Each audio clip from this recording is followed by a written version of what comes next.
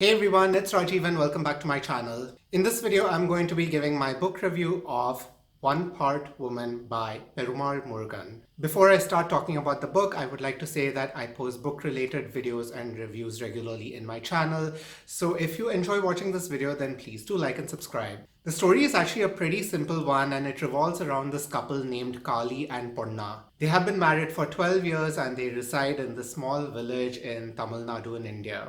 Even after all these years, they are still very much in love with each other, and everything is perfect for them except for one thing. The one thing being that they are unable to conceive a child. They have tried all the possible options that they can think of to get a child, including praying to all the deities in the village, trying to remove an ancient family curse, drinking the strangest of concoctions, making sacrificial offerings, but no matter how hard they try, nothing seems to work out and they are not able to conceive a child. To make matters worse, Kali and Ponna are constantly reminded of their inability to have a child whenever they start a conversation with one of the village people. Then it so happens that in the place where they stay, every year, there is an annual festival that happens for the goddess Ardhanarishwar, where any man is considered like a god and where they can have consensual sex with any woman, irrespective of whether they are married or not. And the child that they conceive from this will be accepted as a child of God. While Kali does not even like the idea of anyone even looking at Ponna, the family come up with this elaborate plan on how to keep Kali busy for the day while they can take Ponna to the festival so that she can meet some random guy and get pregnant by him. And the story mainly progresses as to what happens at the festival and what happens to Kali and Ponna's relationship. I initially picked up this book because I had recently read Punachi by the same author, which I really liked.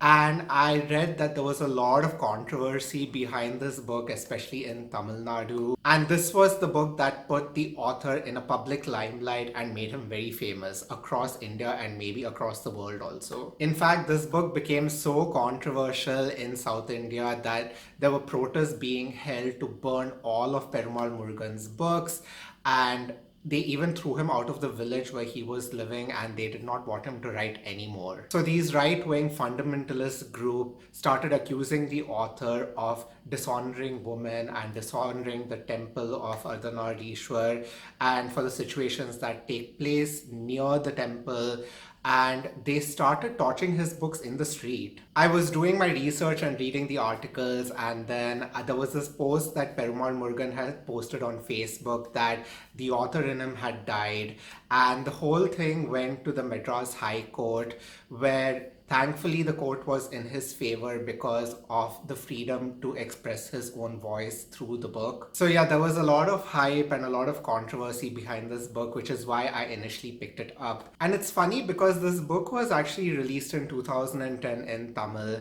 and then it was translated a few years later into English. But initially, when the book got released, no one said anything, and somewhere in 2014, someone suddenly woke up and decided to make a huge deal about it, which I thought was very funny. But yeah, I can understand where the controversy comes from, but again, people should realize how to separate fact from fiction.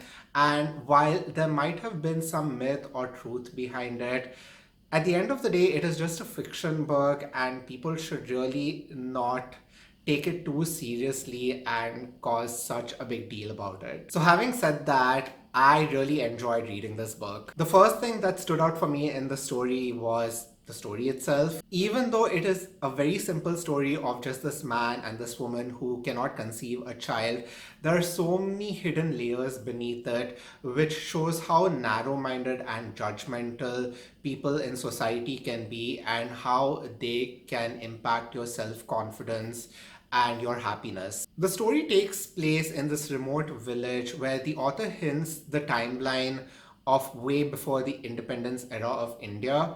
But that does not mean the story itself is outdated, because a person of any age group and any social status would be able to read this book and relate to what is happening even in today's time. My heart really went out to the couple because you can see how much in love they are with each other.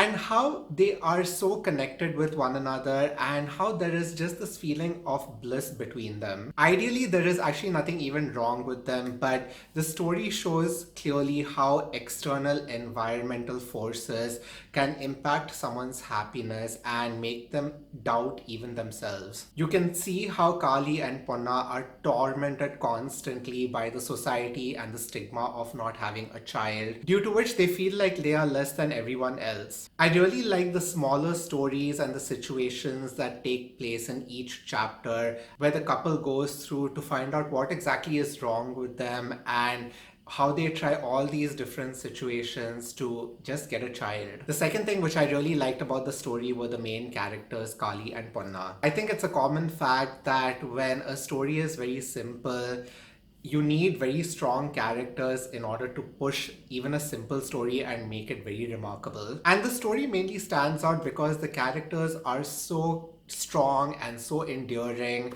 that you just feel so positive and in awe of their strength and the power for trying out each and everything that they can. And they still tend to remain strong in a community that tends to pull them down in every occasion. I can't actually tell who I like more because I liked Ponna and Kali both separately as characters, and I love both of them together as well. Ponna is very free-spirited and she talks her mind, and she has no problem giving flippant remarks to people who say very derogatory things about her. Whereas Kali, in contrast, is the more quiet type who just wants to accept the situation quietly and just move on and just focus on the positive. I also like the nuances that the author makes between Kali's life and his inability to conceive a child with Ponna.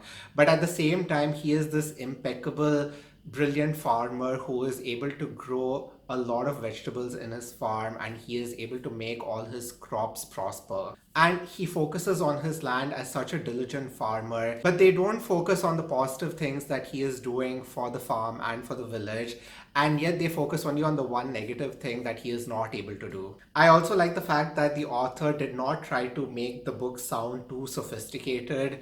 In fact, because it is in a simple village setting, the dialogues itself are very raw and raunchy, and it made me feel like I was actually in the village area and communicating with these people in their slang. And again, I'm not going to spoil the ending for people who have not read the book, but I just loved the way the book ended also, where you just finish reading the last page and you go, oh my god, like what did I just read? That was so amazing. Again, similar to my reaction when I was reading Punachi, the only downside which I see in this book is in its translation. So I feel like this is one of the books where if you know how to read the Tamil language very well, then you should probably read it in its original dialect to get the full impact of it. And while I think that whoever translated this book did a pretty good job at it, there were a lot of terms and phrases which I feel like any non-Indian reader, forget non-Indian, even any non-South Indian reader would have difficult understanding. It would have been good if they at least had some kind of a glossary page of terms mentioned with the meanings at the beginning or the end of the book,